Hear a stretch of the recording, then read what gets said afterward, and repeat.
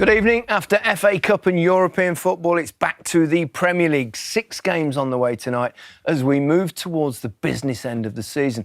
We asked Joe Hart to bring his favourite fullback with him, but Pablo Zabaleta wasn't available, so we've got Micah Richards. Oh, what a shame. It was top against bottom at Anfield. Liverpool began the weekend 13 points clear. Southampton were 13 adrift of safety. Commentary comes from Stephen White. We're now more experienced. We can manage that situation, and I'm glad that we did. We had really good moments on the first half. We scored a goal, and then the second half they accelerate, and they were good. But I think the penalty, it was not the penalty, and then they changed the match.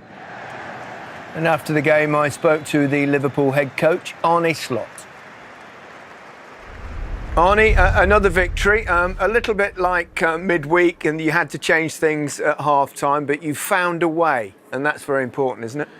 Yeah, definitely. That's also a sign of a good team, that you can win in different ways. But in Paris I had to change maybe because of tactics. Now I had to change because of work rate, and I don't think that has happened a lot this season. So it was a poor performance first half, not only in the way we played, but definitely also in the energy we brought. How do you get those energy levels back at this stage of the season? Now, the only good thing is about today that for the first 45 minutes, I don't think they ran at all. I exaggerated a bit, but they saved their energy. For me, that's not a good thing, because I believe that it's better to just go all in and just do to create habits, what I always talk about. But I also know that these players are capable of doing much better when it comes to performance, but also definitely in terms of work rate. Darwin Núñez got his goal, of course, very important for him and the team, because it got you back in the game. He also made a difference in midweek. It must please you for him, and it'll give him a real lift after a tough spell for him. Yeah, it was definitely difficult for him after the Villa game, where he missed a big chance, but during the week he was already important in providing the assist to Harvey Elliott. And the both of them were again important today, but you could see even the first few minutes after half-time that the energy was different. So Lucio immediately took on a 1v1, and that created the first goal for Darwin.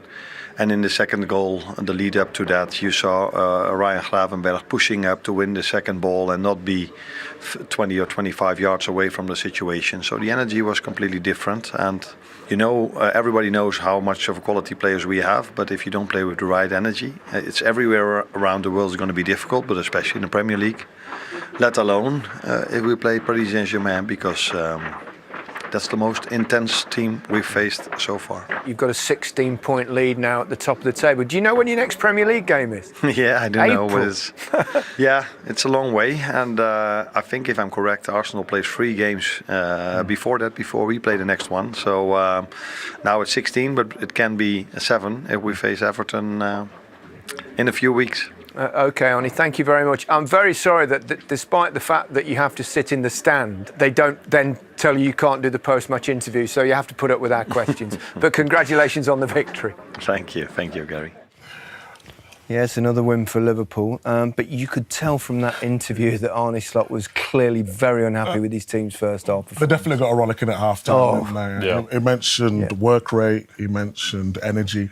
And I just want to show you the clips between the first half and the second half. So Szoboszlai and Jones in midfield, normally really energetic midfielders, but just look at the space Southampton was able to get into. I mean, they was dictating the game in that first half. I thought Fernandes was brilliant, but I just want you to look at the position of Diaz here, and he was in defensive positions where he couldn't hurt Southampton.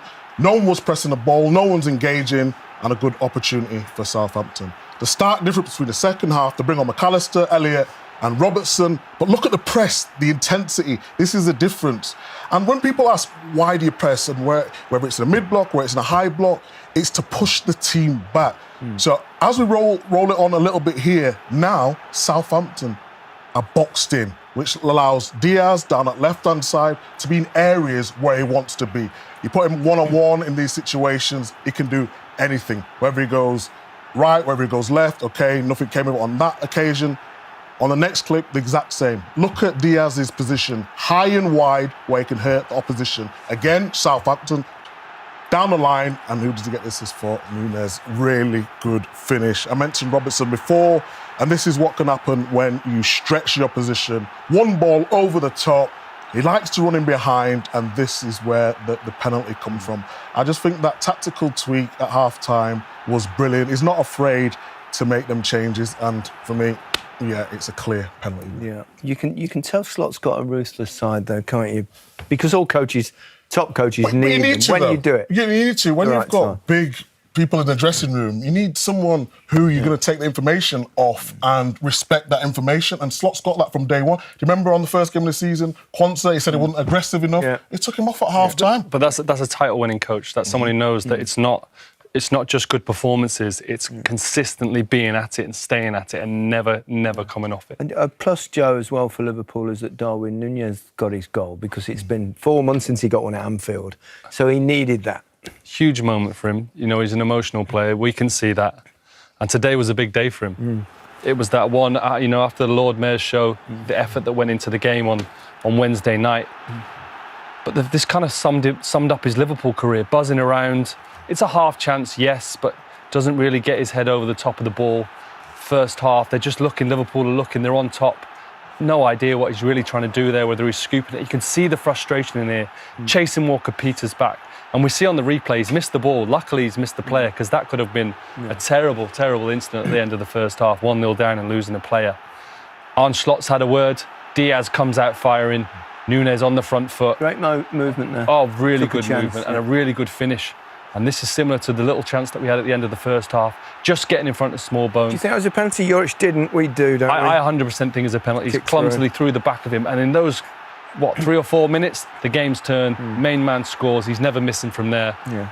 And when you win leagues, you remember him for those, not the misses. Yeah, big moment. Salah doesn't miss too many penalties at the moment. I mean, we're going to put up a graphic and Alan will be quite happy because he's always at the top of this thing. On it again. Yeah, but Salah's moved up, and that's the interesting thing. Now he's level with your former teammate Sergio Aguero. Great company. Just 3 now behind Andrew Cole, and then can he chase down Rooney, Kane, and even Alan Shearer if he signs a new 4-year contract? Maybe. It'd be nice numbers. if he does. They're huge. But numbers. I mean, Salah, we talk about him so many times. It's just, he's breathtaking. Yeah. And why I say he's breathtaking, not because he has a great game all the time, but he scores. He's clinical and he punishes you all the time. I remember when I was at Fiorentina with him, he always said his dream was to play for Liverpool, and he's living out his dream now. So, and he's doing amazingly well. Love that. Love that. The table. Let's have a quick look at the top of the table. Let's have a quick look just to check that lead. 16 points now from Arsenal. I mean, it's hard to envisage them not winning from there. I mean, it's a done deal. But you know, they could get a lot of points, get close to 100. So strong, aren't they? And those moments when, you know, a difficult first half, they're managing to win game after game. Absolutely. نجح ليفربول في مواصلة طريقه المفتوح لحصد اللقب في الدوري الإنجليزي والذي يبدو قريبا بالفعل من تحقيقه من ابتعاده بفارق 16 نقطة عن أقرب منافسيه أرسنال، حيث بات ليفربول في طريقه للفوز بلقب الدوري للمرة ال20 معادلا الرقم القياسي لنادي مانشستر يونايتد. بهذه النتيجة يتواجد فريق ليفربول في صدارة ترتيب الدوري الإنجليزي برصيد 70 نقطة بعد فوزه على ساوثهامبتون 3-1، والنقاط الذي جمعها من الفوز في 21 مباراة والتعادل في 7 وخسارة لقاء 1 وتسجيل 69 هدفا وتلقي 27. بينما يتواجد ساوثهامبتون في مزيلة ترتيب الدوري الإنجليزي برصيد 9 نقاط جمعهما من الفوز في مباراتين والتعادل في 3 وخسارة 23 مواجهة وتسجيل 20 هدفا وتلقي 68. وواصل محمد صلاح إلى الهداف رقم 243 في مسيرته مع ليفربول لينفرد بالمركز الثالث في قائمة الهدافين التاريخيين لنادي ليفربول. ودخل ليفربول مباراة اليوم وسط معنويات عالية بعدما قطع خطوة كبيرة نحو التأهل إلى الدور ربع النهائي في بطولة دوري أبطال أوروبا عقب تغلبه على باريس سان جيرمان الفرنسي بهدف دون مقابل.